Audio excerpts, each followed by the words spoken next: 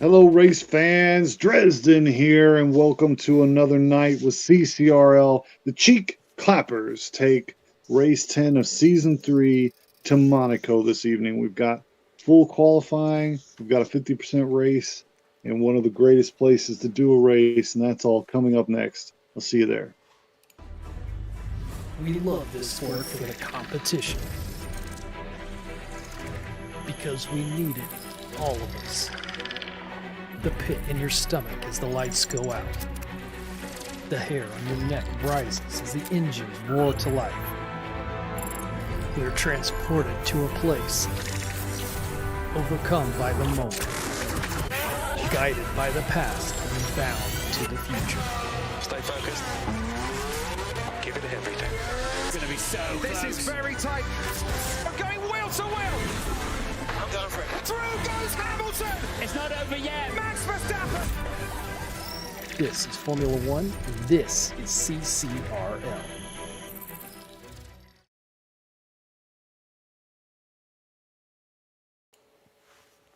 Welcome back, race fans, and welcome to Monaco. I'm hoping for a really good race tonight. It'd be great to see what CCRL does here in one of the most storied racetracks there ever was. With me in the commentating booth is Trackside. How you doing, bud? Hey, what's up, everyone? I'm looking forward to 3 quali sessions tonight, so I'm excited. Yeah, full qualification is where qualification is ridiculously important, and there's no doubt in my mind, like that we are going to see at least one or two really protracted battles where somebody who's got a slightly faster race pace stuck behind somebody who's unwilling to let you find a way through, and I think that could be very entertaining for us race fans. What do you think? Yeah, this is a track where qualification is paramount because there's no real place to overtake on the track. So you've got quali, and you've got maybe a tire offset that you can use for a strategy here. So it's going to be interesting, and we'll see how just had a stat come out that there's never been a safety car here in the league at Monaco. So could tonight be the night maybe? And will that throw a wrench in anyone's plans? I mean, most like Monaco. Monaco may be one of the few places where I'm probably what like I feel like we'll want a safety car at some point. Like I can't say that about most racetracks. Most racetracks, I really don't want a safety car, but at Monaco, you usually want one. I think in Singapore. Actually, did we end up with a safety car in Singapore? We had a I don't know. VSC, but I don't think we had an actual safety Yeah. car. Yeah, so tracks like safety car, and this actually used to be more true when I first started watching CCRL, and it's a lot less true now. But tracks where the difficulty is really high, you see the grid, it kind of stretches itself out like an accordion because the track spread's so big, and you can end up with a race where you just don't have any battles to watch. But lately people have I think the skill range has tightened up immensely, and man, there may come a point where we want a safety car, but there may not as well. So I'm looking at the grid. Johnny Damon makes his return. That is official. We've got two, looks like, names I'm not familiar with. So a couple of reserve drivers. Yeah, we've got 2 reserves in tonight in Comacopa, or no, Charlie Golf and who was the other one? Oh, Jaro? Yeah, Yeah, Jaro. Jaro looks like. So welcome to the grid. Looking forward to seeing those guys drive. But what I'm very interested to see is I want to see, is Walrus going to bring more of the dominance we have been seeing lately? And how does Johnny Damon stack up against this grid? What are your thoughts? Yeah, we've seen Johnny Damon subbing in. He just got a full-time ride here in the elite tier, and he's quick. We know he's quick, and he can bring the fight to Walrus. So we'll see if those couple weeks off, if he's going to have to shake a little rust out, or if he's going to come hot out of the gates. We'll have to wait and see. Man, I hope everybody has practiced this. I'm sure they have. I don't care. I don't care how long you've been driving F1. Some of these guys, I'm sure, have been racing this game for years, but you can't come to Monaco without, sharpening that edge just a little bit. No, I you just don't think it's cannot. possible. So it looks like we're going to start getting some action out here on the track. I'm going to jump over, get us into Quali Drez, and we'll get this thing started. Sounds good. All right, folks. So tonight, here we are at the crown jewel of Formula One. It's low fuel, high risk, kind of, here in the virtual world.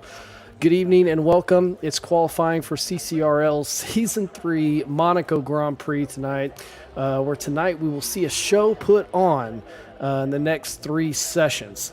We've reached round 10 in this Season 3, and the championship is heating up, but it's not over yet with 5 more rounds left to go. Just 2 miles around the Principality here. It's the shortest lap in terms of distance on the calendar. Lap taken at just under 45% full throttle. A single DRS zone along the start-finish straight. 19 turns, and not a single one lends itself to overtaking. Pirelli pulling out the big guns tonight for the streets of Monaco, providing the softest tire lineup in the arsenal, the C5, C4, and C3. So we'll see what the tire strategy is for tonight. A picture there of the Marina, a real one, unlike that of Miami Grand Prix Dresden. And speaking of Miami, looks like we could have a real knife fight on our hands tonight. I believe so. And yeah, this is, where the marina really, it's beautiful here in Miami. It does kind of piss me off. What else is beautiful is everybody's liveries are kind of gorgeous, right? I'm enjoying this.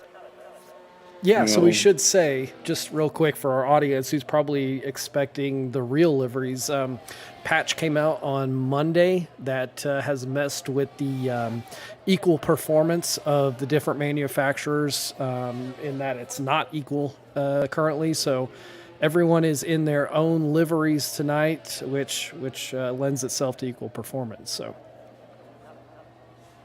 yeah, and man, some of them are. I always cars are just beautiful. I don't know. I'm sure I'm in the right audience to say something like that, right? But, but man, some of these liveries are beautiful. So the tournament itself, like in terms of points, with Z-Milk last week coming home with a big victory out of Singapore, a pretty. I think winning with consistency is the way we called it, and really making some points up on Walrus, who currently leads the championship. And another big night tonight could, I don't know, if Z-Milk can continue his winning ways, we could see the top of that championship tighten up very quickly. Now, we do have to say, though, we've got times on the board from Guzman and Z-Milk, and there is a pretty big disparity there, almost or over a second between Guzman and Z-Milk currently on the board.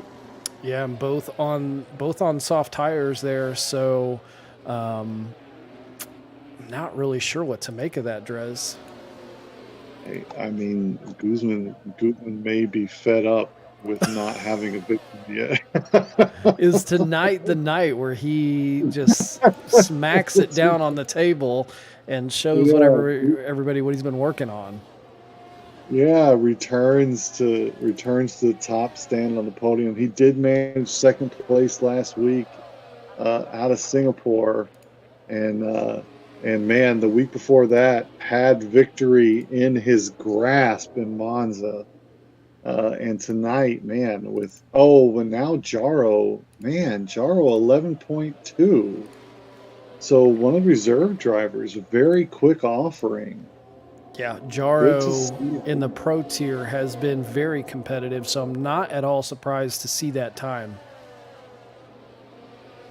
And we do have a DNF from, is it a DNF or Ooh, retirement? curveball. Yeah, I'm looking for a stranded car. I'm looking real quick. I want to check the super license points just real quick because I'm not sure. What do you got there, Drez? And while you're doing that, I was just about to call to watch Owa and entering into the chicane. Oh no. Just took it a touch too early and pulled that wheel off, and I cursed him. Owa, I apologize, sir. I take responsibility for that one. Yikes. 11.2 from Jaro, bringing it. And then we've got Z-Milk Reimer, nearly identical times, 12.3. Rujov is just behind them with the 12.6. Bonnet looking quick today. On the mediums, only 3/10 behind Rujov. Bonnet looking to skate through into Q2 on the mediums, currently holding 6th place. That's impressive. Urban on the front. It really is, actually. Bonnet fast in Monaco. Bonnet has been on an upward trajectory over the past 5 or 6 races I've noticed. You'd love to see it. I love the little micro stories in between. Like when you're really studying what's going on with all 20 people, it's just there's just little arcs that everybody kind of tends to have. Some really good traffic control. I'm just kind of excited. I'm a little thrilled tonight. I love watching races in Monaco. Not just because there's so much free. Oh, what you got? Riding on board with Hemphead there. He's spilled coming out of Tabak, and I don't know. It looks like he's backing up now. He might be able to make it back around into the pits. Definitely has lost a front wing though. Okay. I like watching Monaco too because it just feels fast. Oh, Tabak. I've jumped on board with SP. He's rocking the now the Alpine's a little lucky here tonight. That new pink livery just dropping today into the customization here in F123. I like it. It is sexy. It's a good throwback. There needs to be one pink team every season, I think. Oh, yeah. Through Rascas goes SPs. Feels locked in around turn 18. Very quick on the accelerator. Can he improve his 12.6? I think that may have been. I think that was the build-up This is the lap. hot Yep. lap. Through DeVault. Very quick. Maybe a little slidey on the back end. Oh, very nice. SP looks quick through that section, into the hotel turn, through to the hairpin. Not lighting up the sector time, but it's consistent. So yeah, let's see. Sector 2 comes up soon. We're in the tunnel now.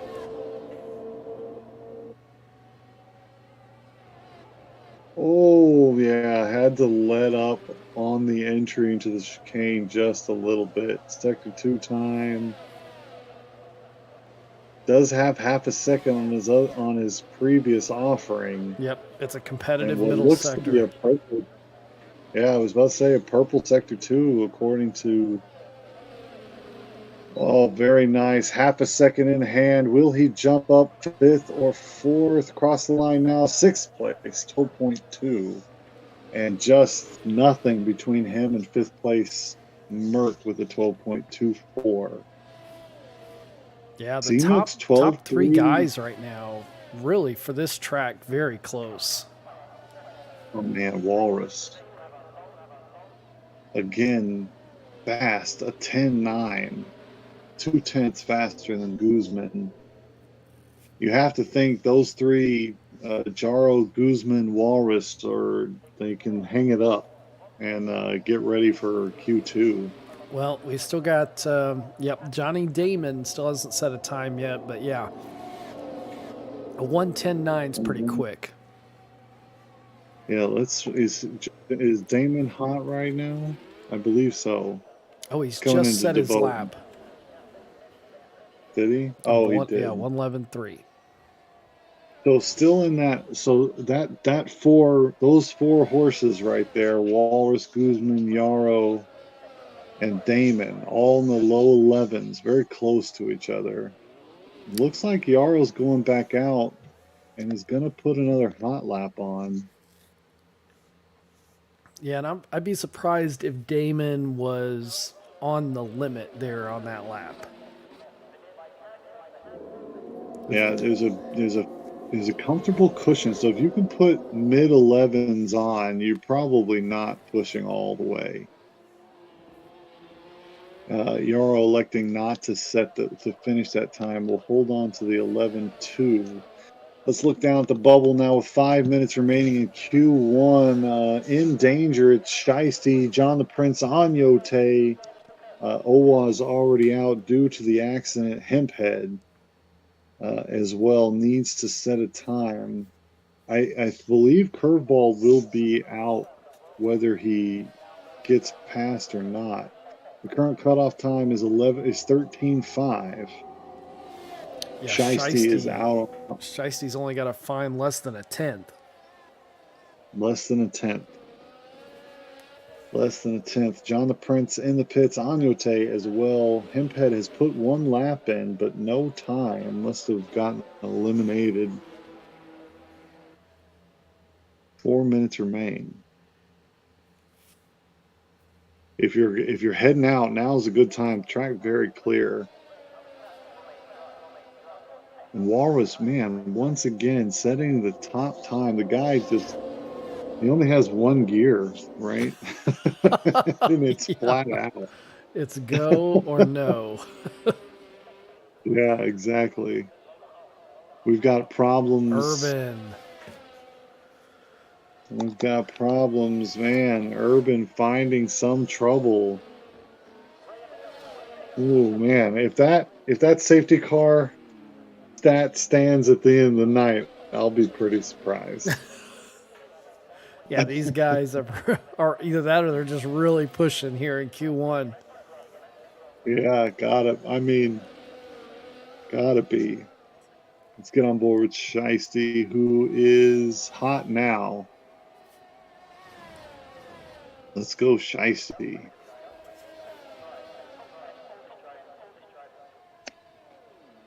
This is definitely the track where it's best to watch.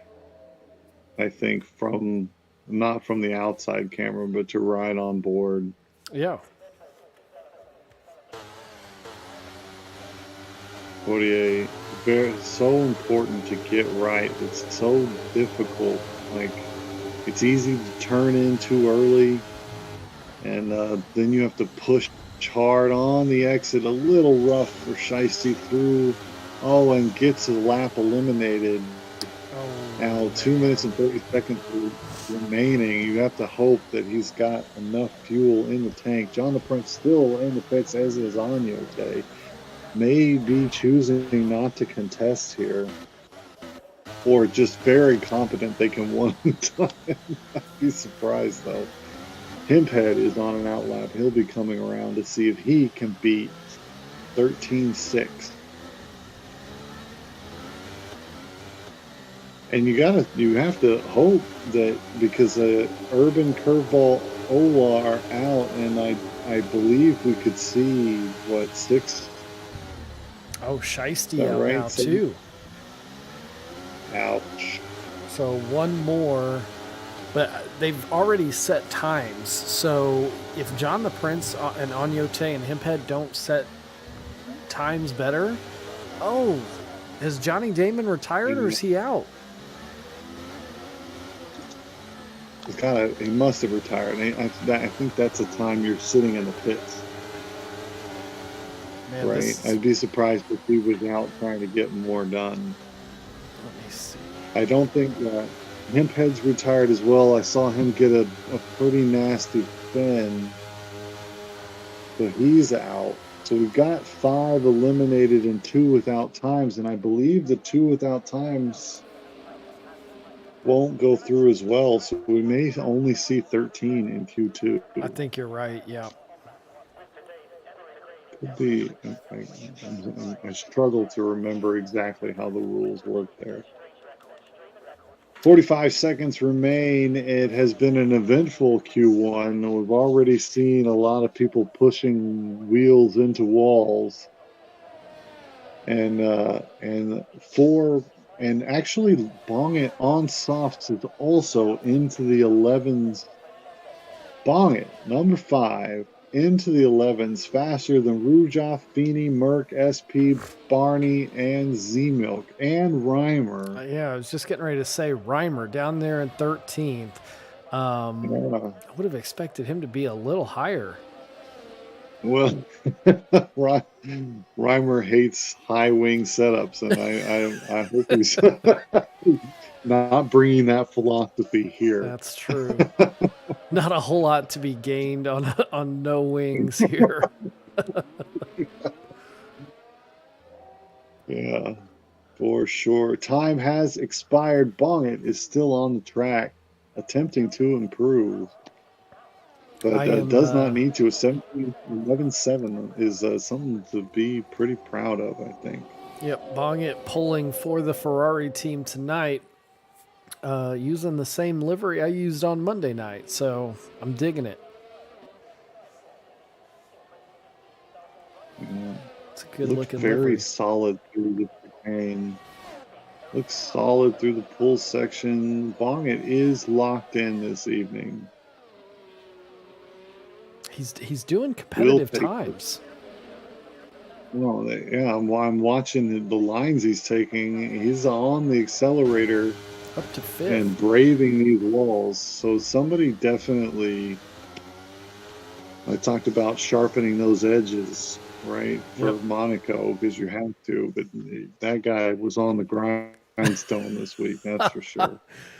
We've got someone in the chat tonight, Drez. We've got, I'm going to butcher this name, Shabnur Abdul Nabi. Let's go Rujov. So Rujov's got a fan in here tonight. And let's go Rujov. We've got a fan in the chat. So appreciate you coming out. Yeah. Well, Rujov has managed to take 6th place against an extremely competitive grid with a good time, 12 flat on the board. Bong it, man. Let's go. 11-6, 3/10 off Damon for Bong it there. And that lap that I followed with on Bong It's car looked really solid. And that's another thing about like Monaco and Singapore. When you watch people take a lap around Austria, sometimes it can be hard to really tell who's locked in versus who's not really locked in, but you can feel it here in Monaco. So I know Bongit's got a little bit more time to find. I'm looking at Pro Tier just did Monaco a couple weeks ago. I'm going back and looking. Jaro that night did an 11.2. Bongit did an 11.4. So a little bit of time to find, I think, for Bongit still, maybe even. And he's not afraid of the walls, is Bongit. And that's like that. I mean, that's why Monaco is such a tough race. Is in order to have anything decent, you have to be able to push that car all the way, to the walls on these days. Like every moment is the Wall of Champions moment in Canada. You know what I mean? Mm-hmm. It's just a tough place. So only 13 make it through to Q2, so we'll only see the bottom 3 eliminated.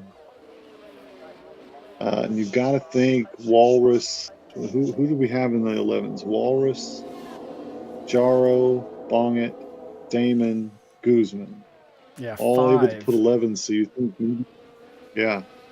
So you think they come out, do one lap, and then save some tires for the battle in Q1 because it really is going to come down to who's on the front row. Yeah, I think so. We might see them out probably this first lap, I would imagine, is going to be on a scrub set. We'll wait. They'll probably wait till the track evolves just a little bit, throw on a fresh pair of softs for the second run, and then go out and really hammer it. So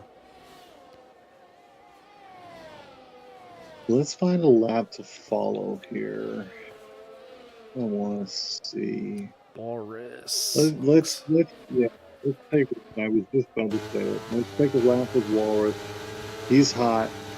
He even races when in terms of getting out there to put a lap in. He's racing around to be the first one to get the lap in.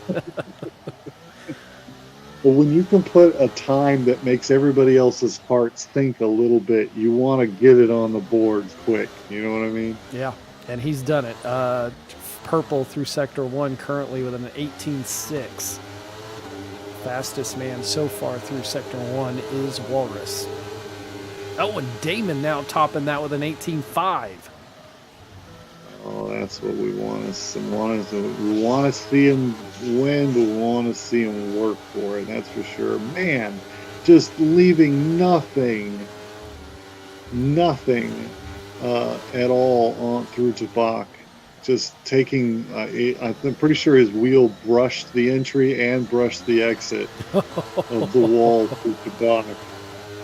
To the line, here we go. Another sub 10 offering, 10.6 on That's the a great board. time, but I got a feeling Johnny Damon's about to top it here. Okay, let's jump on board with the Damon as he comes through the final corner, and to the line he goes across a 10-9. Falls back just 3/10, but it is a sub 10 time for the Damon. He had a faster Sector 1 time, did Damon. Sector 2 on par with Walrus, and then he lost 2 to 3/10 in Sector 3, so probably a little wheel spin coming through Rascass or 18 or 19 there. And you got to think, there's Guzman with a sub 10 time. Splits Walrus and Damon. Man, it's looking spicy up at the front, isn't it? It is, and Bongit almost a second off his time in Q1. So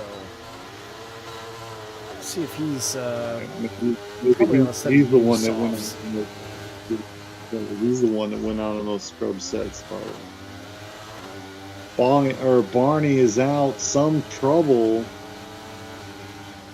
for it. Oh man, AlphaTauri. What is Barney driving this season? I think it is AlphaTauri. Yeah. Everybody's liveries has messed me up with the teams. Or not AlphaTauri, but Alfa Romeo. You got my Alphas backwards. Yeah. Yep. I'll be glad when they're Audi. Yeah, that's gonna be fun. So Alfa Romeo has been in F1 since the beginning. Well, there's talks of Haas picking them up. That'd be interesting. Reimer looking solid as we come through the final sector. Oh, that final turn, just threading a needle, never comfortable. Hugs the wall all the way across the line into the 11s as well. The track is showing some evolution, or either that or people are starting to put their game faces on. The sub 11s nearly across the board. The only one not into the 11s is Bongit, and we know he's capable of that. Yeah, I'm seeing. Oh, go ahead, Drez. I was going to say, in the elimination zone, it's SP and Rujoff need to worry, but it looks like it's going to be a battle, I think, to get into the top 3. or into the top 10 Q1. Yeah, those times from 5th back to 11th, all covered by 8/10. And kind of what I'm seeing here in the sector times, sector ones, everyone's near about an 18.7, maybe plus or minus. Same with sector two. It's sector three where we see a lot of separation from the top to bottom. So almost a half a second in difference there in sector three. Yeah, and that makes, I mean, to me, that makes sense. It's a Like, I technical think part of the track. yeah, the box gotta be where the I don't know, the cowboys are separated from the cow hands. You know what I mean? Yeah. Like, to box just, man, It's it's it's just, the end of the lap. it's The funny. tires have had it, and you're asking them to grab hold of that street pavement, and if they're not cooperating. Yeah. You always feel like coming through, running up to Debach. I always feel like I'm driving too fast, right? Like, you can take it because you've done that turn 1,000 times, but it still feels like you're doing it too fast. And if you do it really, really well, like we saw Walrus do it earlier, you just barely miss the entry and you barely miss the exit, and you do it lap after lap. Yep, and you've got that like real short shoot from coming out of the swimming pool section where you're, on the throttle full, and it's just briefly though. It's kind of throws you off a little bit. Yeah, I really like, my favorite part of Monaco driving wise is that full section, right? Because once you've made it past the Tabak, you take this, oh, I survived it, this lap, Yeah. And then, like, the first chicane is fun, I think, because you can get on the accelerator, and then the second chicane has this like good feel to it. Like, you're front heavy because you're front loaded because you're breaking into that turn, but you kind of swing the car through there, and usually feels pretty good to drive through, I think. But Yeah. then once you get to Roscas and turn 18, you start getting worried again. Those are turns you can really tear your car up and mess up really bad. Yeah, and you've got to respect the inside of Rascas as well, because you can hang a rear tire on that inner wall very easily, just trying to catch that apex as close as you can. Yeah, when you're trying to drive it well, it actually is kind of a weirdly dangerous turn. And same with that final threading the needle. I'm on board with Bongit, who I believe has just set purple sector 1. It's very close too. And Yep. really riding the brakes hard through the hotel and the hairpin section, looking really solid. And maybe just a little slide out of Podiary. Now heads down the entry into the chicane. Looks solid. Caught a little bit of the bump there. Doesn't seem to have affected him too hard. Through to Bach. Braves the wall. A good entry into the full section. Gets the car rotated through the second half. Now into Rascas. Threads the needle well. Now the second one looks good. That was very smooth through that part. No, felt solid all the way through. And now an 11-3 on the board. Jumps into fourth place. A really good showing from the Ferrari driver. Yep, and there's those few tenths we were talking about. And I think he may even have a couple more up his sleeve. We've got sub tens. I'd like to see Bongit in there in those sub tens. Now, some surprising things to see here. Z-Milk way down the order, as is Reimer. 11.7s for Z-Milk. Reimer with an 11.8, though a couple tenths here or there, and they could both jump very far up the order. I'm very impressed right now with Charlie Golf's time, an 11.6. pro tier guy filling in tonight. That's a very good time. Yeah, competitive. And we know, look, Rujoff, Feeney, Reimer, Merck, they're all race winners. There are no slouches here, and man, just looks like just real competitive tonight here in Monaco. These are fun. These are this is the kind of spread gets me like excited to find out what who's going to win this race. But man, given the way things are going, you're eyeballing Walrus's time again up at the top of the leaderboard, one and done. Walrus is locked in, but Guzman, you know he cannot wait to get that. And you know what? I'm almost ready for Guzman to get a victory, so I can stop talking about how he hasn't got a victory yet. You know what I mean? I know he's starting to. Gotta, it's starting to be the Hulkenberg bringing it curse. up myself.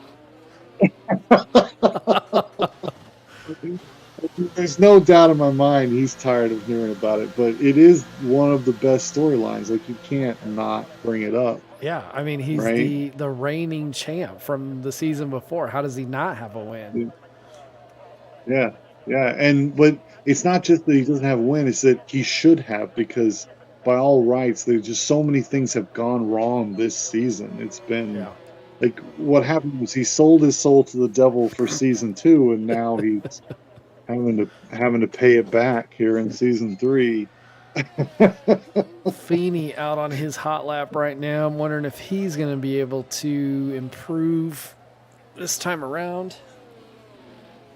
Yeah, so 1 minute and 50 seconds left. SP is in the pits. Barney is out.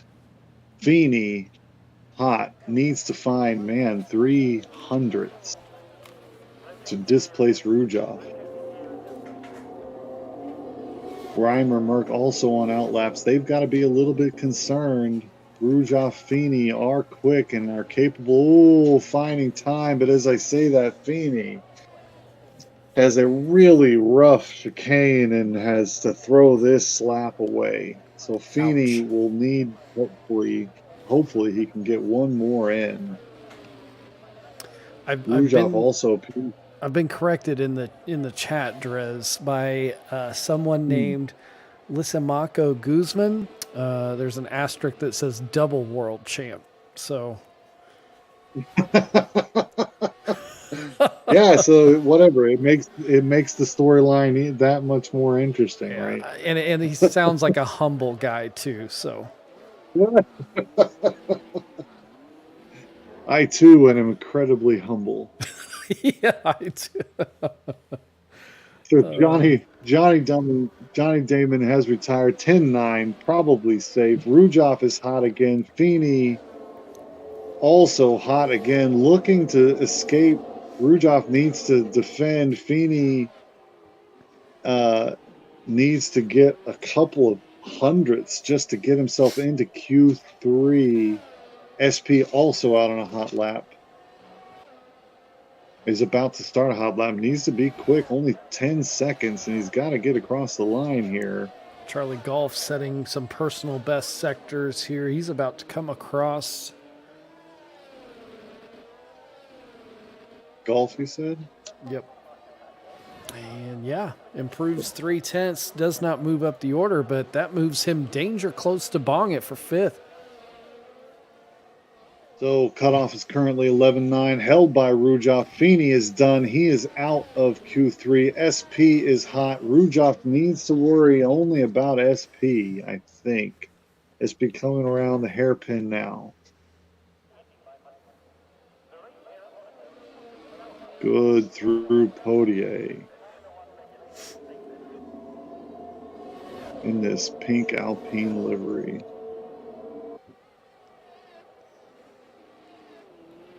Looks solid. Looks through. Like a good chicane. Yeah, it looked like a really good chicane. Bach looks good, scraping the sides, really pushing hard. He does not need much time. Still hot. Looks good through the final section. I think this is good enough. To the line, 11, 12. Found No, some time. just Like, missed it by maybe 2/10 to Z Milk. was Z-Milk on the bubble at the end? Z Is that Milk right? 10th. Yeah. So SP, yeah, just a little bit back. Z-Milk, if Z-Milk ended up being on the bubble, that 11-7, very competitive. So 1 second covers the top 10. Walrus out 2/10 ahead of everybody else. It's very closely packed behind him. Guzman's 11, 10-8. Reimer has it. Reimer, man, found some time, a 10-9 there. Johnny Damon also a 10-9. The top four very, very close. Jaro's not very far behind, and Bong is still in that mix, an 11-3, right next to Charlie Golf's 11-3. Then we've got a small step back to Rujoff at 10-6, and Z-Milk rounds us out top 10 with a with an 11-7. I'm sorry, 11-6. I meant, and Z-Milk's 11-7. So let's take a look at the let's look at driver standings real quick before Q3 gets started. Absolutely. We'll get those pulled up here. Oh, every week, Drez. So I go in, I update these and save, and it's a cloud-based program that I'm using here, and for some reason, it just hates me. Yeah. Anyway, sitting at the top, Angry Walrus, sitting at 174. Just behind him, Z Milk sitting at 160. So pretty close there between the top two championship guys. Reimer in third with 127. We got a little bit of field spread. Reimer kind of in a race of his own there currently, because fourth is Guzman with 85 points, and Johnny Damon just behind him with 80.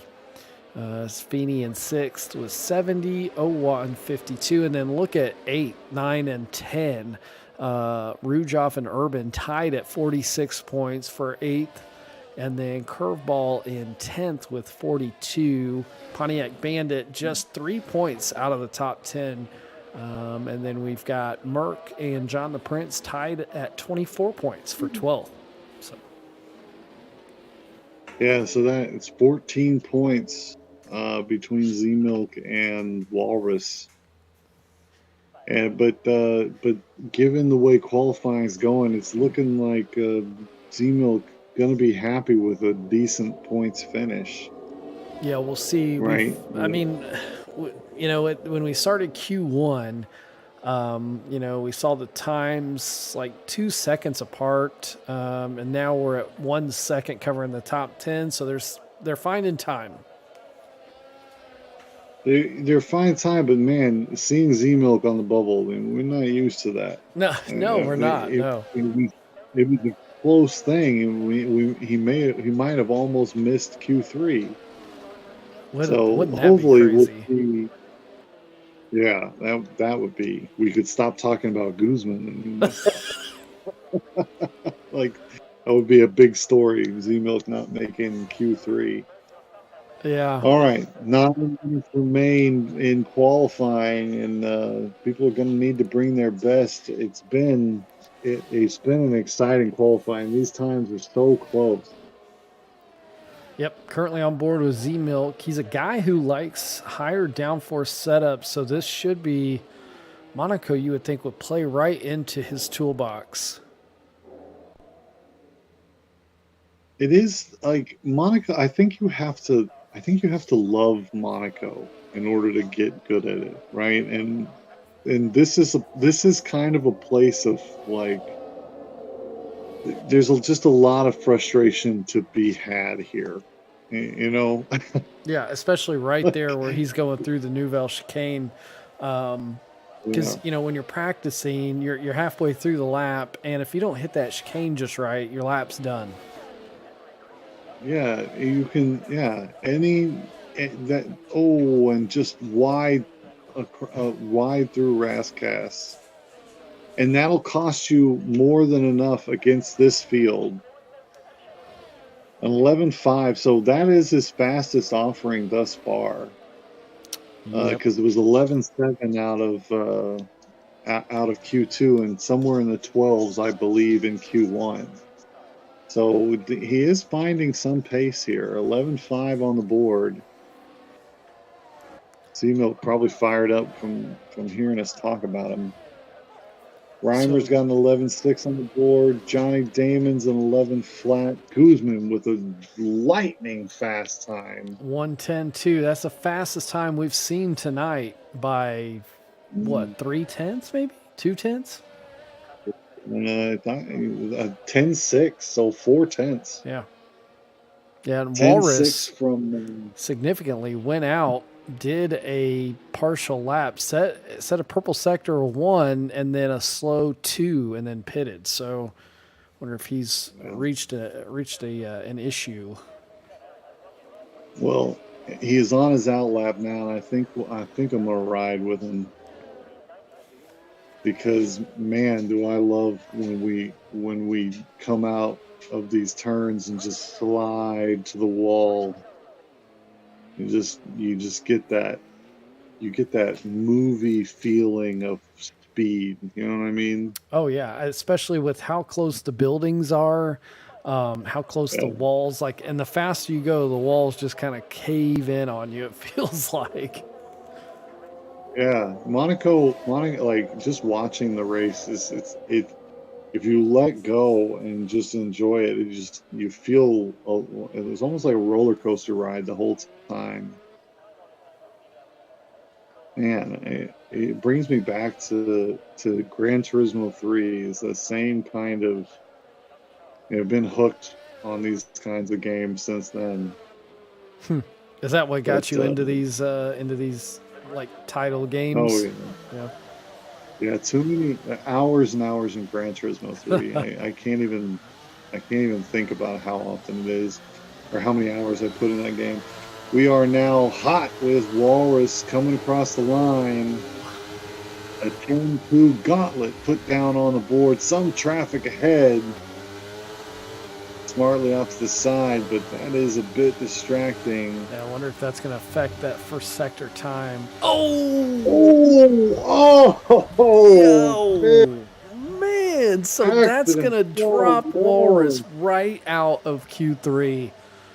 Oh, what a nightmare. And it was gorgeous. Oh man, I can't remember the turn names, but as you come up the hill and you come around that long turn, he had this nice line where it slid out the apex and then came back in close to the line to set up the entry into Casino and just turned in a little too early, and the whole wheel comes just brutal. And Johnny Damon has a disqualification for some reason as well. So two of our fastest drivers throughout qualifying now struggling here at the beginning of Q3. Walrus is out, Damon is out, and Guzman's 10-2 looks nigh unstoppable. Yeah, and that's just blown this Grand Prix wide open. It's gotta be. Tonight's gotta be the night. Guzman, you know what? I'm calling it. Guzman takes a victory this evening. So Johnny Damon parked too long is why he was disqualified. So I don't know where he was at when he got disqualified, but... You know what that is, too? You know what's so painful about that? You know he's just waiting, letting traffic go through. Yep, trying to stay out of the way. Yeah. Man. Yeah, we know what happened, Damon. We know. It's not like he pulled over to have a cigarette. I mean, maybe he did, yeah. But no, it's probably not. Probably not the case. Yeah. If this was Reimer we're talking about, then this is like 50-50, maybe. But yeah, never know with him. 3 minutes and 40 seconds remain. A big turnaround. We've had some massive drama here in Q3. Walrus finding the wall, and Johnny Damon having a smoke break in the middle of a hot lap has dropped them down to 9 and 10 in pretty much the most pivotal place to have something like that happen. Bong it Meanwhile, jumping up to P4 there while you were going on, Drez. go bong it, man. I want to root for bong it tonight. You know what? I'm changing it. I'm calling it now bong it with the victory in Monaco. Okay, all right. I mean, given the way Guzman's season has been going, it Yeah. really is a big gamble. I can't But can't make any more Hulkenberg comparisons because he was blowing me up in the chat for that. So I got to root for Guzman now. I guess my fate is sealed. All right, so Guzman, a beautiful 10-2 time, and man, just lightning. I would have liked to see Walrus attempt to take that time down, because if Guzman could legitimately out-qualify him and take the victory, man, that's a turning point in the season, you think? I've jumped on But board at with the moment, Charlie Golf. He's out most likely on some fresh softs, and he's only a tenth or so behind Bong It. all right. Well, let's go. Time winding down. Guzman back out on a hot lap, as is Reimer. Bong it in the pits. 11-4. Very good. Charlie Golf looking to take that position away. Can he move up to the third row? Z-Milk also out. The 11-5. Good enough for the third row. Can he improve? And Merck and Rujov just happy to have 7th and 8th. I believe. Still riding with Charlie Golf. Looks good through the pull section. Takes a lot of curb there at the exit. Good Wrathcat. Yeah, he bit off a healthy portion there exiting the swimming pool section. Does manage to improve. 11-2. Displaces Bong it back to the third row. Charlie Golf currently ready to line up alongside Reimer. Reimer on a hot Reimer, lap man. now. Yeah, let's jump up there. His 11 flat. It's a good offering. How was his sector 1? Sector 1 for Reimer's an 18.4. That's almost 2/10 on Jaro. Yeah, it's looked purple on my screen. Reimer's looking solid here. Can Reimer get in the front row? That would be a classic. A classic CCRL front row Guzman Reimer. Oh man, wouldn't it be? That would be a battle of the Titans. And at the historic tracks, you do want some nostalgia up there, don't you? Yeah, and I think that's kind of, these old school tracks require a little bit more of a, what am I saying? A little bit more concentration, a little bit more of a steady hand. Yeah, so I mean, I don't count Z-Milk out. That legendary consistency is going to pay dividends across the 50. Ooh, is Reimer still hot? Trying to squeak in one more hot lap, nearly pulls a wheel off, manages to keep it down. I'm on board with Rujov now. Oh, Z-Milk's. Ugh. Caught that rear tire on the exit out of Rascass, and he's done. Oh wait, why is he down? Oh man, 11. Everybody has improved higher than Z-Milk's 11.5. Yep. And he was impressive. on to improve for sure. Man, that's frustrating. That's gotta be frustrating for him. So look at Guzman has found a sub 10 time now, a 10.9. Wow, 109.9 from Guzman. That's the first time we've seen sub 10 tonight. We see this we see this from him. Like in qualifying, he like he's got a completely different uh approach than someone like Walrus. Walrus seems to come out, as soon as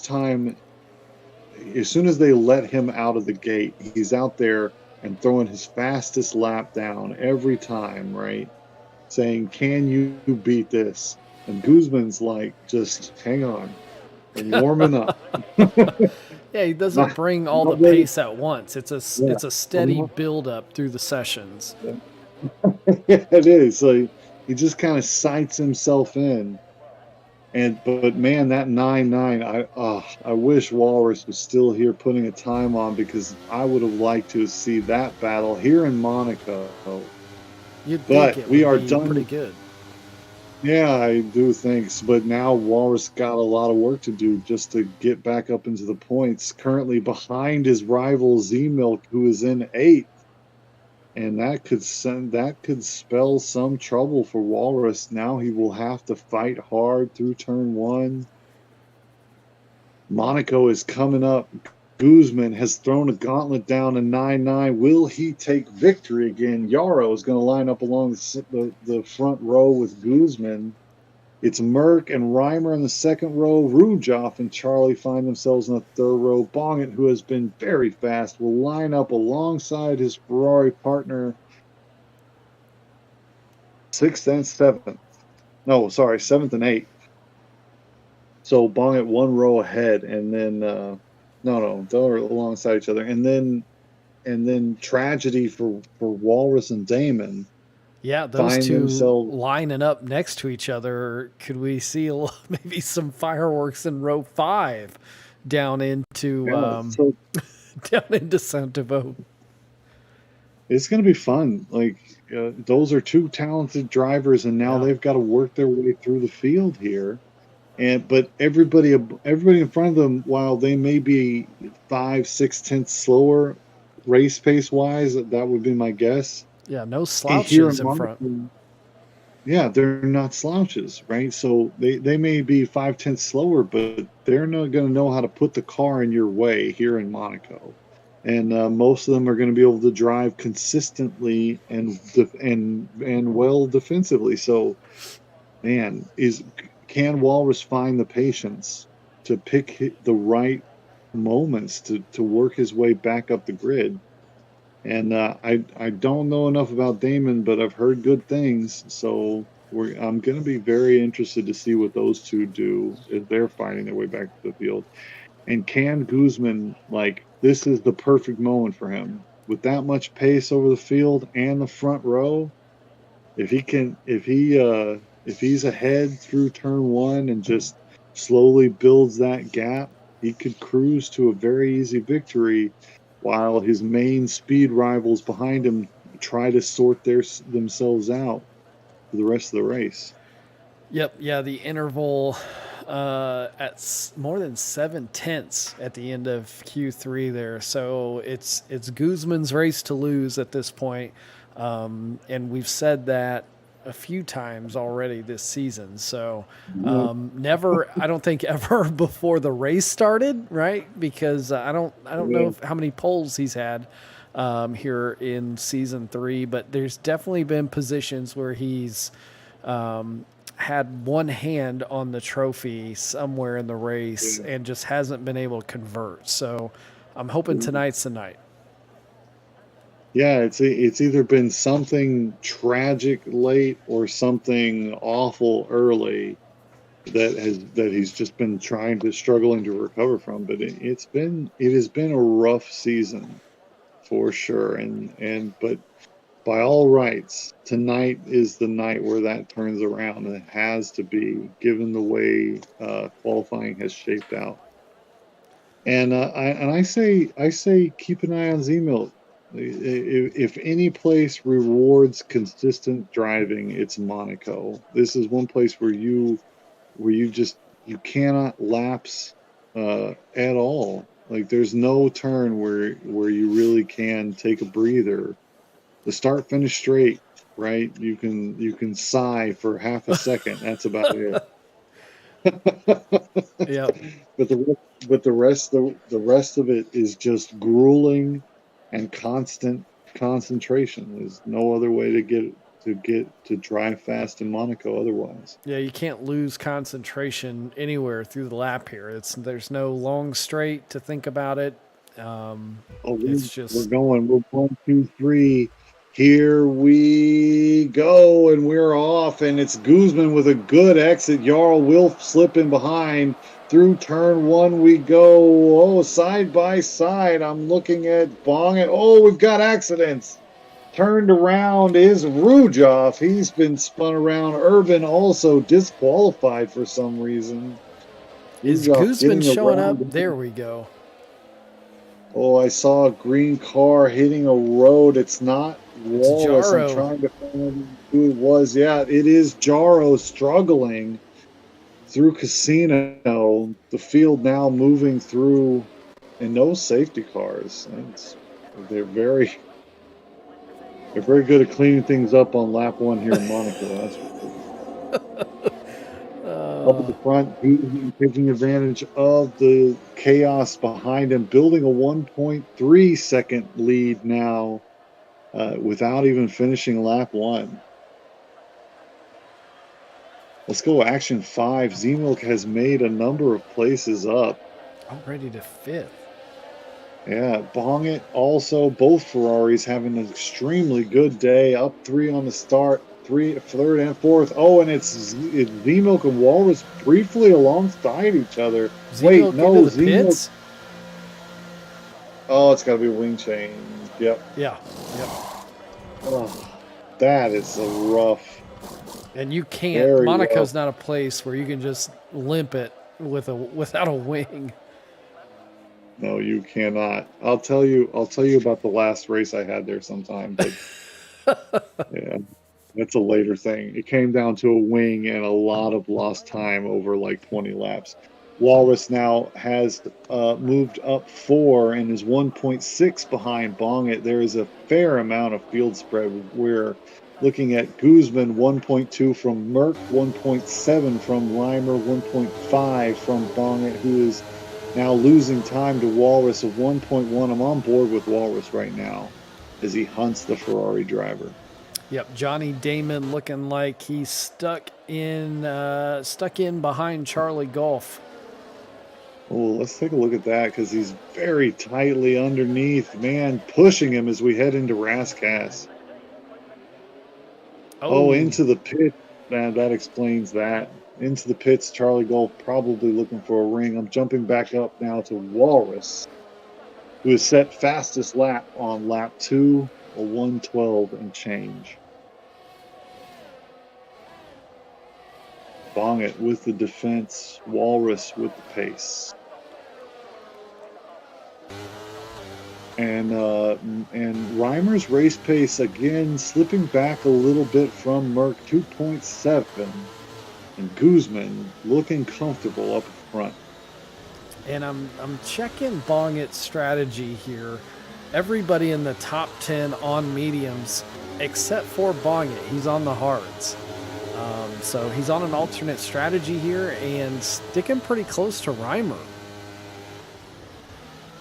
Well, if he can make these hards sing right now, he will be in a great position later on. No kidding. He's not losing very much time to Reimer. Yeah, and actually looks to be gaining a little bit, slipping in and out of DRS range. But man, does he have company behind. Walrus inside of DRS range for the past 2 laps now. But man, so Walrus, Monaco already tough just to drive by yourself. I mean, clear the other 19 drivers off and it's still like a 50-50 chance if you're going to survive the whole race. But when you're driving within DRS range around these turns, just multiply the concentration factor by 2. And now, Reimer is now trailing both Bongit and Walrus, who are looking to overtake. And this is particularly impressive from Bongit on the hards here, lap 4. Oh, and Reimer having to bail out of that chicane. There's no way he could be having trouble on those mediums already. I'm just gonna take a peek at the end plates. They're both still there. Bong it now all So over the back of Reimer in that different liveried Mercedes for this evening.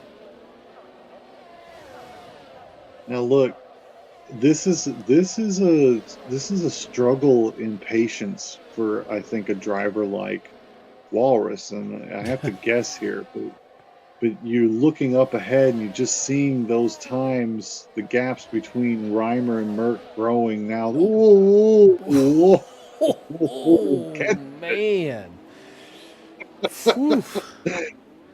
So as I was saying, Yeah. Hello, front end. My name is back end. It's nice to meet you. yeah, nice catch there, and not Wow. losing, drifting now through Podier. So Walrus just, man, No just patience. he drives the shit out of this car. I love watching it, but but it's dangerous. And yeah, you do get the feeling from the way Walrus drives and the way he qualifies, and when his mistakes do come, that he wants to be in front badly, which is a great quality to have as a race car driver, but it can lead to, I think, some mental errors when you're just pushing so hard because you believe that space is supposed to be yours. And man, sitting back and waiting for the right time to strike in a place like Monaco may be the way that pays dividends. Meanwhile, Guzman's lead is starting to become insurmountable already. Yeah, already 4.5 seconds up on Guzman, and we're starting to get our first track limits penalties rolling in. Z-Milk there with the first one. Sorry, here goes the move outside of the tunnel. Walrus finds his way through Bong it, and man, that was a gorgeous little pass. Yeah, and Right when I impressive. was They're thinking, outside of the DRS zone even.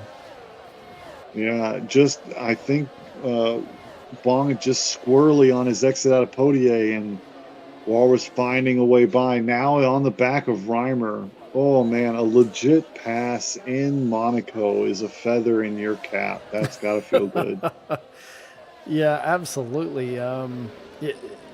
It's hard, and usually we see maybe a pass at turn one, if anything. But man, most of the time it's as you're passing your fellow racer as they're in the pits. Yeah, that's true. 90% of your passes are pit passes, are strategy passes. But that little flick out in the tunnel was a beautiful one. I'm still on board with Walrus. I think this is where our most interesting action is going to come. He's got Damon behind. Also, look at SP. Is that SP behind? Oh, he's 7 seconds. Johnny Damon there behind Bong. Oh, Bong it. Yeah, okay. SP 7 seconds back. So it's Bong it within DRS range, and Johnny Damon battling with Bong it, who's probably still smarting from whatever issue happened in the tunnel, let Walrus by. And we've got a good little quartet knife fighting here in Monaco. And Walrus just hanging it out around around Portier. It's almost a drift competition as he's coming through turn 8 there. I tell you that it's either the back end is looser for his setup than you normally see people ride with, or he's on that accelerator really, really aggressively. I'd love to see what his tires look like if the back end if those back tires are getting chewed up a little bit.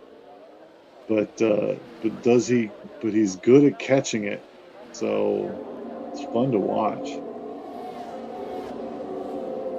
Here, lap 8, Guzman continues to build his lead. It's now 7.3 seconds, and you've got to think this is where Guzman's most comfortable. A big lead for a very consistent, fast-paced driver. You know he's got to feel good. Yeah, I mean, at this rate, he's going to build in a pit stop buffer. Yeah, lap 9 and almost a second per lap, building over the rest of the field. And you cannot have it any easier than that. We do have Z-Milk battling Hemphead in the back, but this battle between Walrus and Reimer, it's just hard to take your eyes off of. Bongit is within range as well. It's Reimer backing up 3 very, very fast drivers, but Reimer is not going to make it easy to get by. He's good at positioning the car, and he's consistent, which means there won't be many errors on offer for Walrus to take advantage of. Yeah, and Reimer's, he's just going to bide his time, and that's a guy that knows where to place the car around a track like this. So, Angry Walrus, I'm not sure where he's going to be able to get his tusks into Reimer around the lap here. V-Milk does make it past Hemphead here on lap 9, and now has 3.5 seconds to make up for Owa.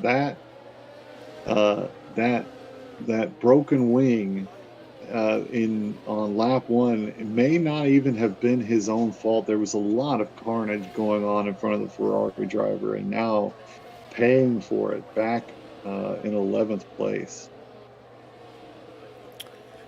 Johnny Damon, very quick. Let's just drop back there very briefly. We're going to watch within 0.2 of Bongit. Man, it's just very little chance to get anything through. And this, like, if you're Bongit right now, or if you're Walrus, you have to watch the track at Monaco, which is already hard enough. You've got to follow this close, and you've got to be aware of your mirrors too, because one of these guys could have a chance to slip a wheel in here or there. And if you're not, oh, there goes Damon. No, thinks about slipping to the right before the chicane, but doesn't find it. But thought about it briefly.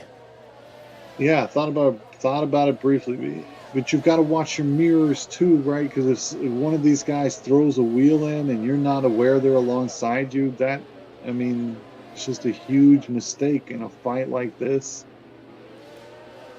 It's not how you want a fight like this to end, is what I think I'm trying to say. No. It's just so much to keep track of. So, I've been thinking, and Monaco, obviously we know why it's on the calendar, right? It's got the history. It used to provide really good racing when the cars were smaller.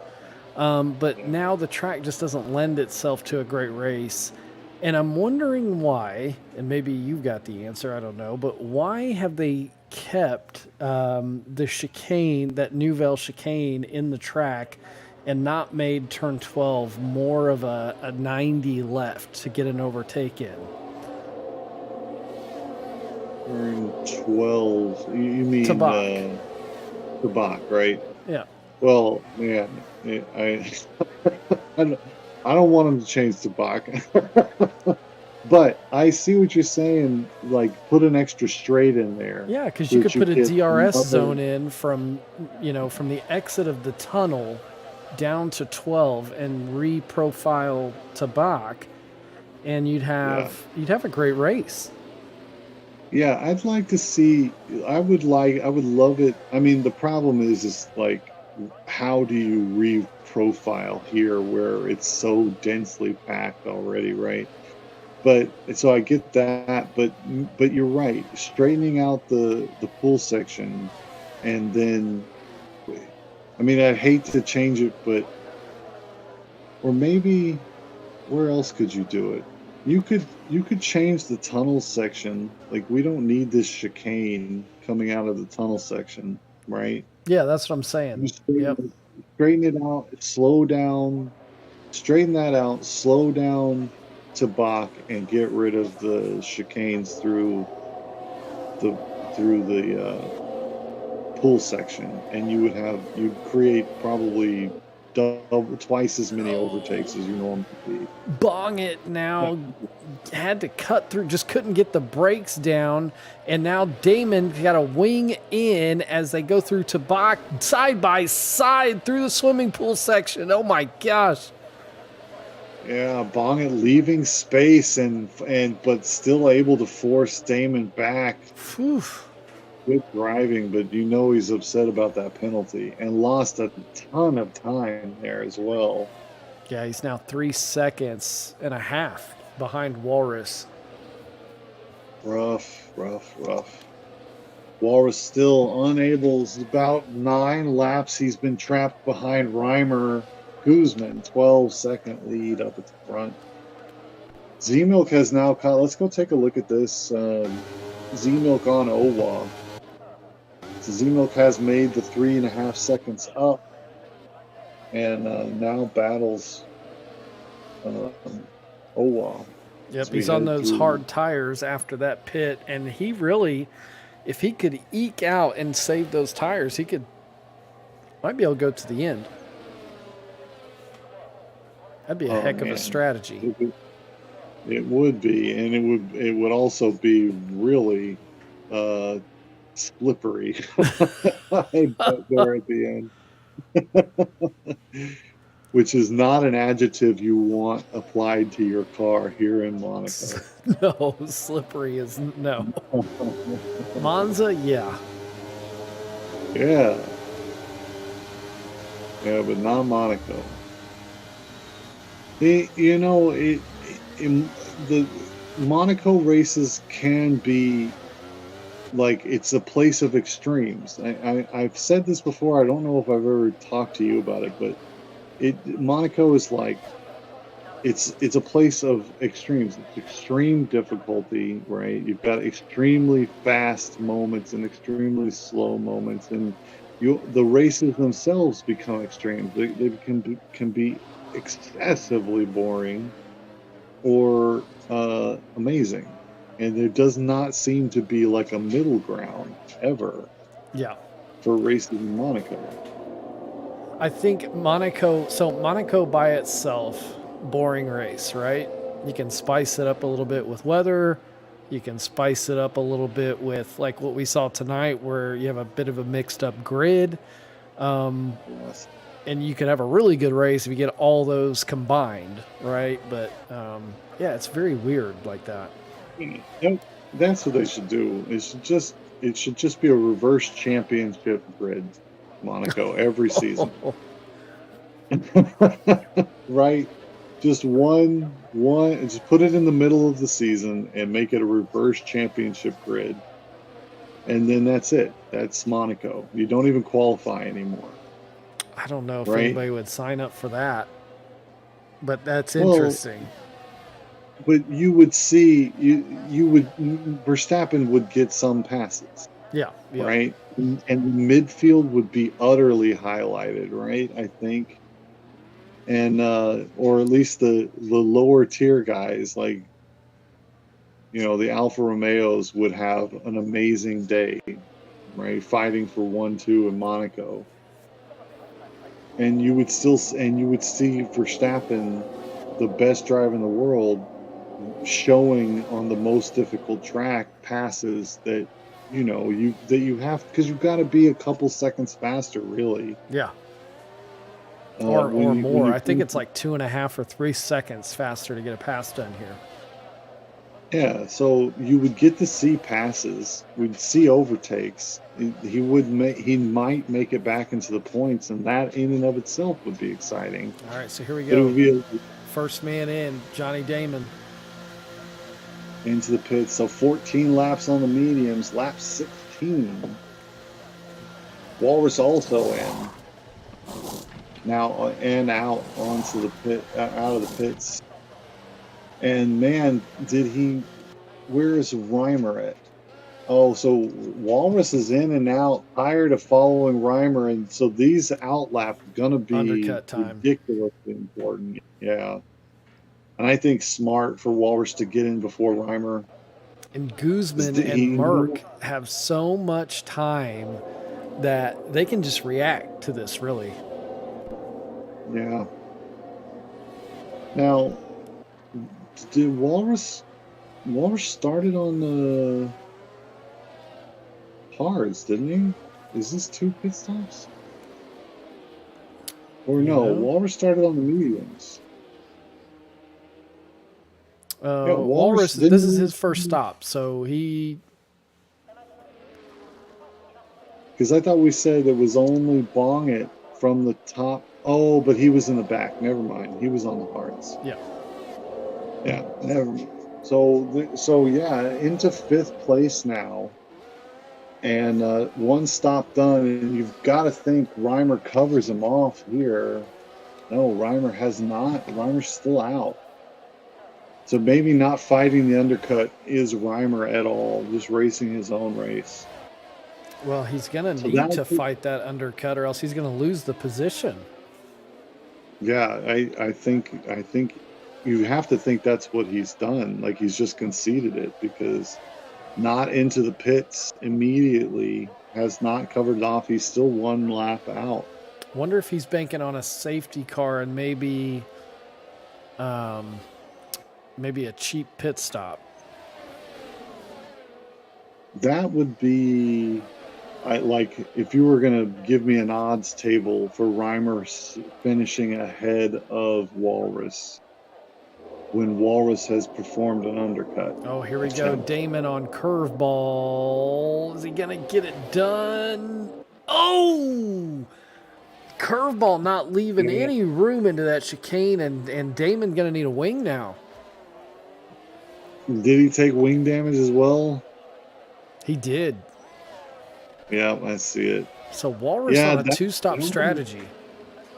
That one's a tough call, because Curveball he wasn't on the, what is it called? He was not on the he didn't turn in the wall, so he left some room.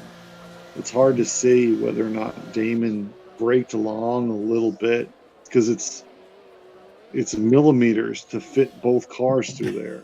Two don't go into that space. Yeah. Yeah, and Curveball did leave some space, but you're right, it may not have been enough, or could have been like just how close that was. I'm hesitant to say for sure how the stewards will see it. Because Damon's trying to slide that car into that space and may have braked a little long at the angle. Like, I didn't see the car rotating too much until it rotated all the way.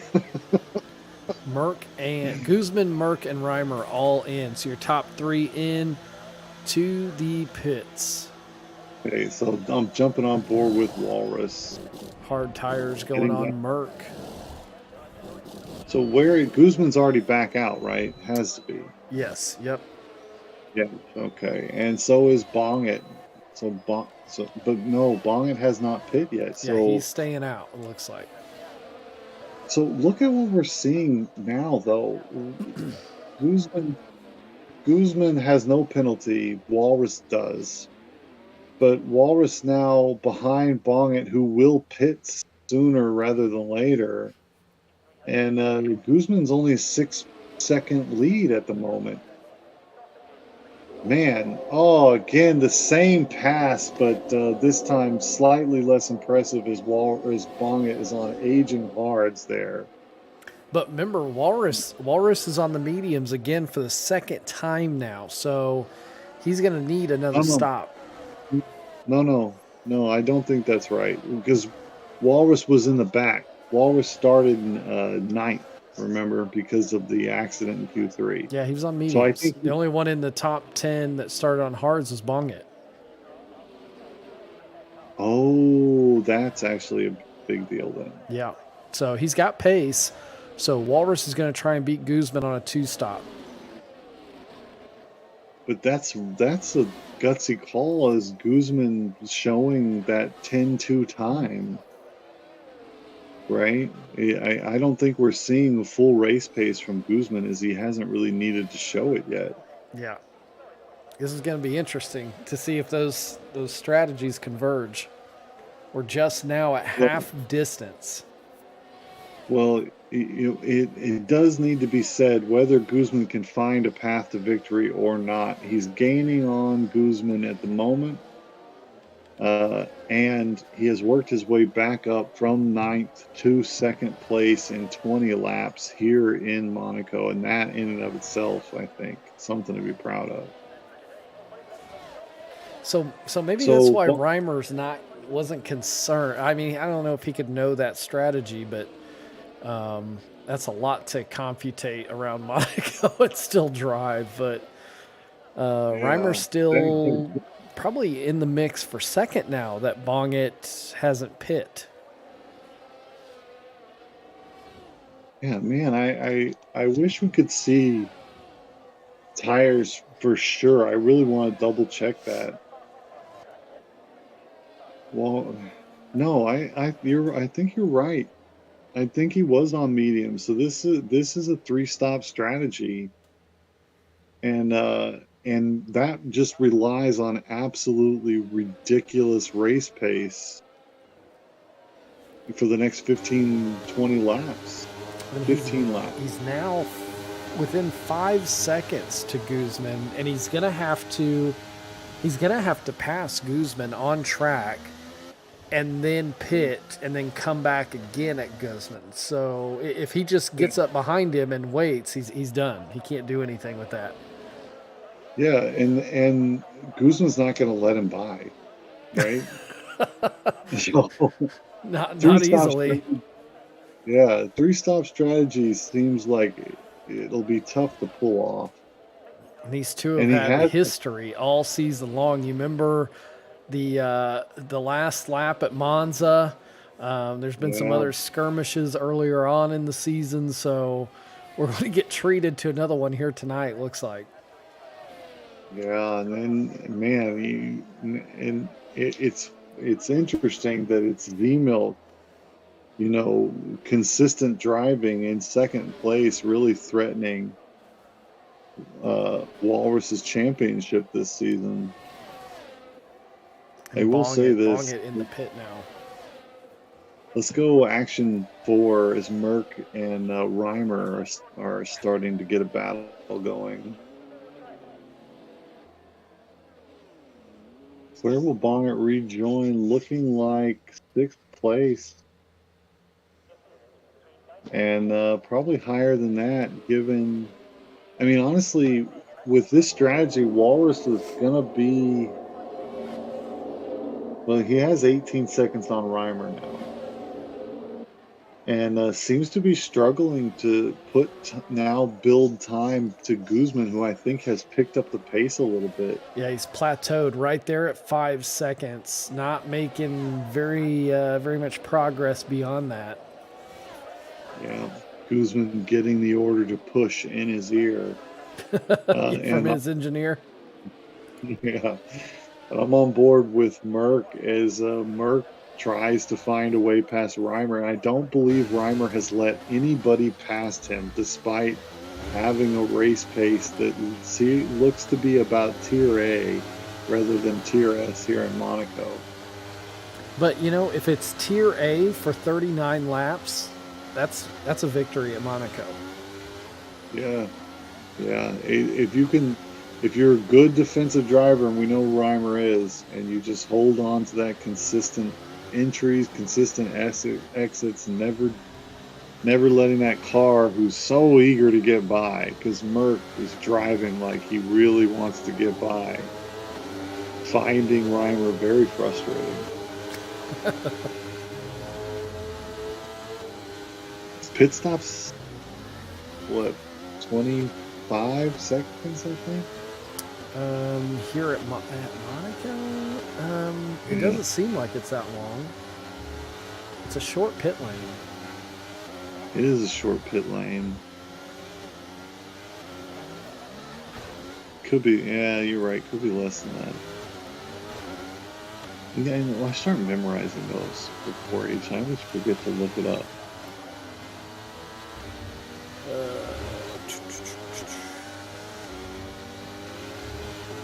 20 Merck, seconds. 20 seconds. So Reimer just flirting with the edge of that. 20 flat right now. Walrus, whatever he does, needs to be out ahead of Reimer when he comes out of the pit stops again. And Reimer and Merck getting ready to catch some lap traffic here.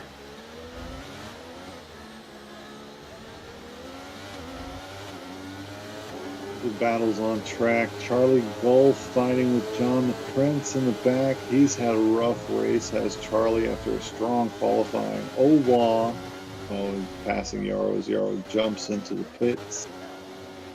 Curveball is mixing it up with Shiesty over 8th place. Right now we're watching Merck and Reimer battling over on track 3rd. Merck feinting to the inside, slips to the outside, but just cannot really find a way through in Rascas. Just nothing to do there. Reimer just carefully holding his position as we fight around this track. Shiesty doing a good job here tonight. Currently in 8th. He's made up 8 positions already on the charge.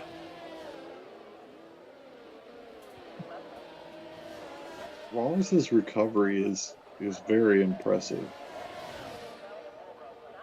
And to make a 3-stop work against top tier, he's been consistent. And he still has that penalty anchor around his neck as well. I was just looking at that penalty. Yeah.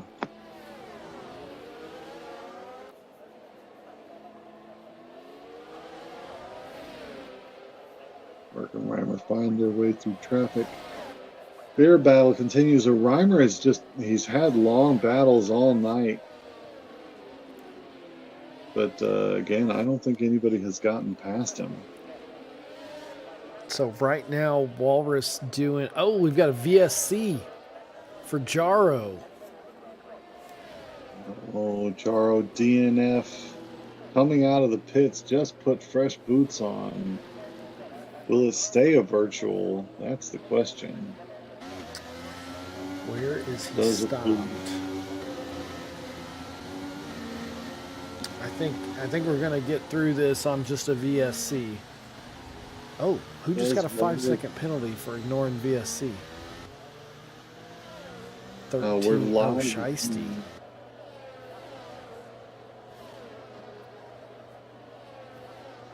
Walrus takes advantage of the VSC, finds a second, or maybe 6/10 on Guzman on the exit of the VSC there. But Monaco Guzman, in a hard place to time that VSC too. That would be difficult. I think Walrus would have. Well, I don't know if softs go all the way to the end here. Probably not. He's hoping for another VSC or something. Keep him close to Guzman, but the truth is Guzman's on hard and does not appear to be losing much ground at all. He's not conceding anything to Walrus. Reimer not conceding anything to Merck either. Merck still follows there. Bongit is on the back of Johnny Damon on softs. Let's go check out Action 7. Johnny Damon does have a penalty on him, so Bongit doesn't need to pass, but man, he's in good position to get one.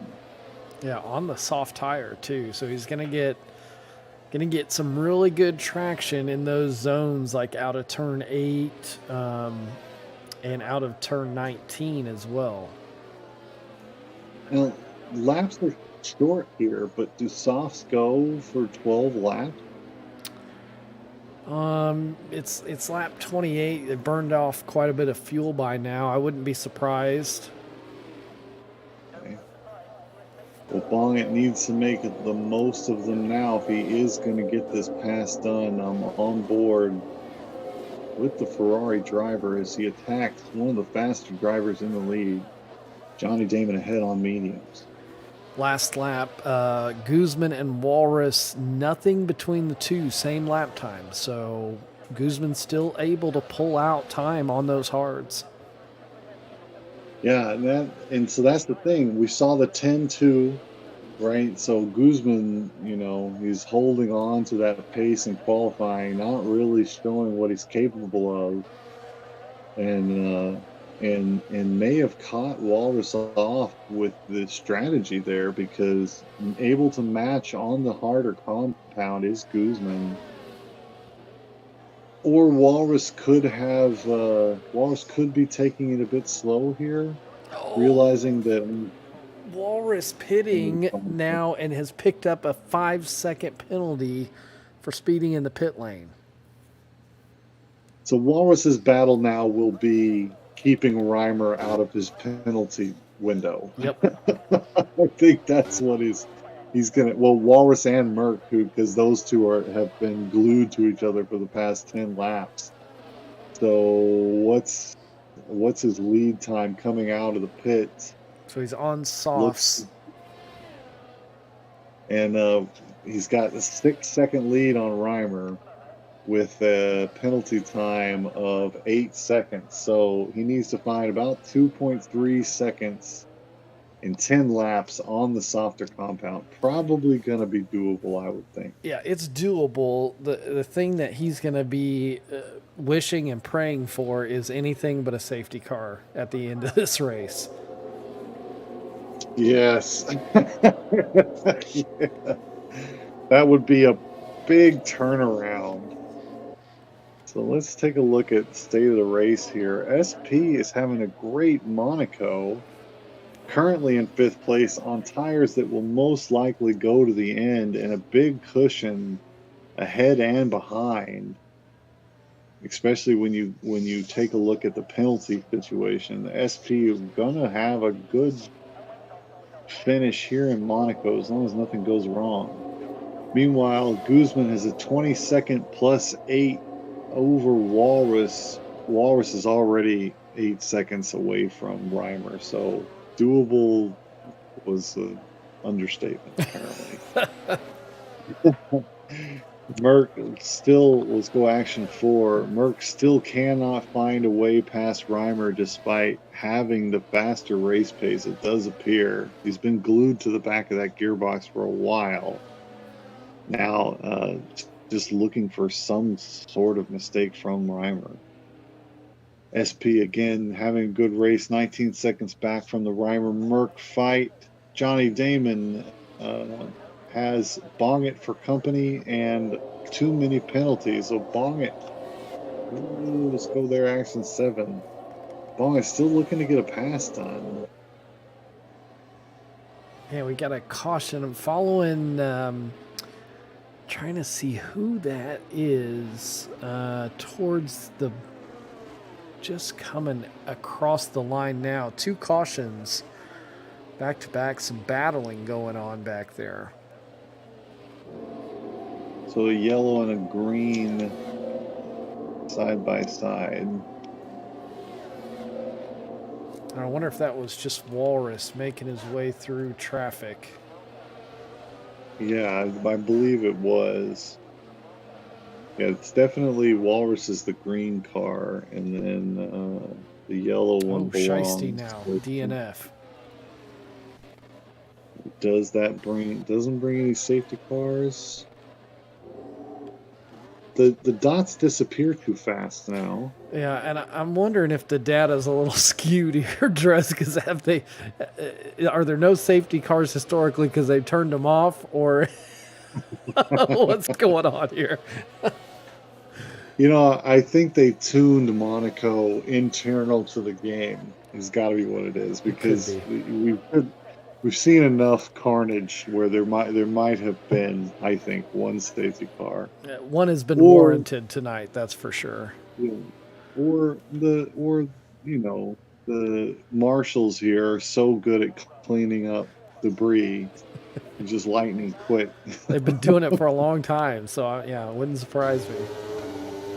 So let's go up and give number 1 Guzman his due 14 seconds ahead of the very fast Walrus, who's on softs and just has a lot of penalty time built up as well. Guzman can coast home for the last 5 laps and is looking like he's going to take his first victory here of season 3. And what a place to do it, right? If you're going to get a victory, if you're only going to get one, Stamp your this, authority on the season. Yeah. yeah, look and really did looked good in qualifying, put a wowzer of a time there in Q3 on the board, and has looked very comfortable in the toughest track on the calendar. Guzman coasting to victory in a beautiful McLaren livery too. So Yeah, he's got the orange. I'd like to award him 1 or 2 extra points just for that. A few extra points. Walrus has had a dramatic evening, a problem in Q3. That problem being running into a wall and tearing off a tire. Starts him in 9, but a beautiful recovery drive, which includes a 2-stop strategy, and still managing to look very, very comfortable here in second place. Big cushions both ahead and behind. Reimer has been a defensive master this evening. Merck has given it up. He's now 1.4 behind and is not pressuring Reimer anymore. Settled into 4th place. Reimer looking like he's going to take 3rd very easily. Merck has had a good race. He's in 4th. SP, good to see him back in the top 10 here in Monaco. He looks comfortable in 5th. Johnny Damon has had some drama. A disqualification that probably was not his fault, we're guessing, in Q3, but has recovered from 10th into 6th. And SP has been giving him a hard time for the past 6 or 7 laps. I'm sorry, Bonget has been giving him a hard time for the past 6 or 7 laps. The Ferrari driver will take 7th if nothing changes. Curveball's having a good race. He's in 8th. V-Milk, recovering from a lap 1 wing change, has managed 9th place, but he will be disappointed with that. They have no doubt. Feeney rounds out the top 10, looking to take home points from Monaco. Feeney about to get lapped by our leader here. And it looks like he's ghosted. I wonder if he's had some connection issues. But yeah, talking about Merck, I think he's you said he's thrown in the towel, and I think he's carrying around that penalty. And I think he knew he needed to get the pass done on Reimer to be able to drive up the road, whatever his penalty time is. And not looking like that's going to happen. So he's, like you said, settling into 4th. Not a bad finish for Merck if he stays there. Yeah, not a bad finish and not a bad strategy call. I mean, he pushed Reimer hard there for like the majority of that middle stint of the race. And Reimer just not giving him any way to get through, and Merck backing off there because, like you say, even if he gets the pass done with all that risk that entails, right? He still has to drive up the road to make it stick, and I don't think you can do that at this point in the race. Jumped on board here with John the Prince. He's really putting the pressure on Owa. Here, just sticking right on the gearbox. 4 laps remain. We've seen, I think, 1 or 2 legitimate passes and 1 or 2 real wheels stuck in that didn't pan out.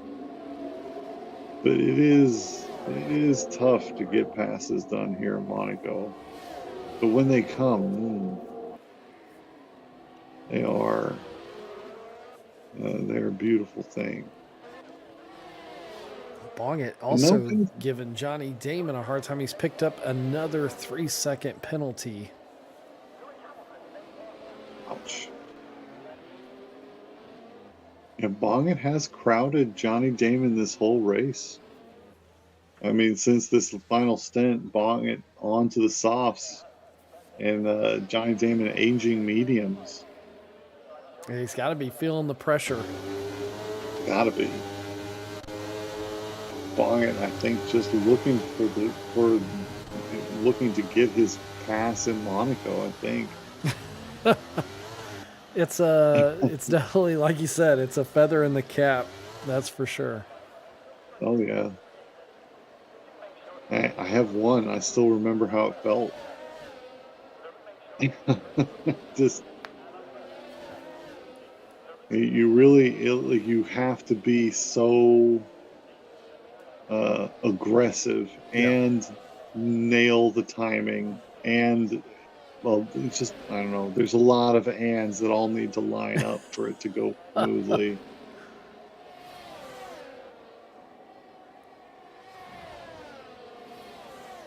I'm watching Bonnet and Damon now, just trying to get a little extra fight in.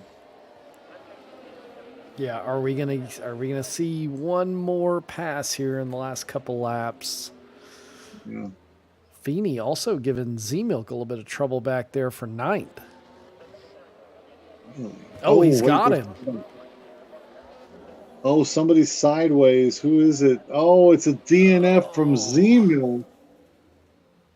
Oh, that is surprising. Pulling off and retiring, it looks like. Okay, I was Something wondering if we were going to happened. get that safety car that Walrus would have been avoiding. Oh man, that would have been tragic, and something I don't think I would want at all. Yeah, Yeah, because you're talking about losing probably at least 3 positions on a restart with that amount of penalty time. Yeah, and that would feel very undeserved, right? Because Walrus really has had a great recovery drive, coming back into all the way to second from ninth. That's a big deal here in Monaco, And that's and had a lot of carnage to dodge on lap one to do it as well. and that was very smart of him to understand the situation he was in and then move to that 2-stop strategy. Not something you would typically think to do here at Monaco, but it's worked out for him. Not bad because he was stuck behind other drivers that he was faster than. And Yep. so getting out from behind them and getting on faster tires in open air, I think that's why he is where he's at right now, clearing second place. Let's head up. Guzman final lap, I think, is where we should be. It is the first victory for our reigning championship, 2-time reigning champion here in here in season 3. Guzman finally finding a path to victory after what has been a really rough first half of season 3. And then there's no it must be said, it has been ridiculously rough. Yeah, he's had some trouble, and not deserved either, which is the hardest kind to deal with. Yeah, you definitely have to have a deep reservoir of patience. Yeah, but he's dealt with it and he's stuck with it, and you can see there on the picture, Walrus just now kind of coming into view as Guzman comes through, but he's just really overperformed tonight, has Guzman. Yeah. Will Sail, the McLaren home to victory, has led pretty much from start to finish, took pole position and never gave up first place. And that, I think, is where Guzman is most comfortable. A lot of people say it's harder to lead than to follow, but Guzman not taking that into account this evening. Will Sail, no. Oh, no. That is not the finish line. That is not the finish line. Can he get there inside of 8 seconds? He's still done it. He's still done it. He thought he crossed the line. Oh my God, you gotta be kidding me. He thought he crossed the line, started his celebration about 300 feet too early, and backed across the line. You gotta be kidding me. As if the season hasn't been hard enough. He thought, why not? You know. Oh What my a nightmare that god. would have been. That's something you don't live that down. And he's flapping it in reverse and just hoping that he's gonna get to the line. But luckily enough, had 8 seconds to spare because of penalties. Unbelievable. Folks, this is why you watch CCRL. Because even when you think it's the last lap of the race, anything can happen. That was everything in the kitchen sink right there. So a premature celebration almost it's like when you're watching those football when the guy hasn't made the touchdown yet and he throws he's about ready to spike the ball or he's holding it out to the side and somebody yanks it from him before he gets across the touchdown line. Near tragic end for McLaren. Wow. Unbelievable. I don't know what I'd have done if he lost. If he Oh lost that. man. Oh Oh, man. I saw Walrus go by and I'm Just just counting trying in to your count. head. Yeah. Yeah, exactly. I'm trying to count seconds as he's backing up so slowly. And Walrus saw and just has got to be like, oh, you got to be kidding me. Yeah. What's the Well, chances? that's why I like racers like Walrus. I mean, he had really no chance of victory, but Kept pushing. kept pushing and almost found a path, right? You never give up until the final race, and I love racers like that. Look at that. But 5.7, the difference. oh man, Guzman must still be wiping sweat off his brow, I would think. I think he's Guzman in for an underwear change right now, if I had to guess. Guzman does take victory from Monaco in convincing fashion. Walrus second place, a good recovery drive, and Reimer will take third, a solid effort, and really Uh-oh. Think we've lost Drez there. As we're just finishing up, maybe wondering if Dresden started celebrating maybe slightly too early because we've lost him. But great night in Monaco tonight.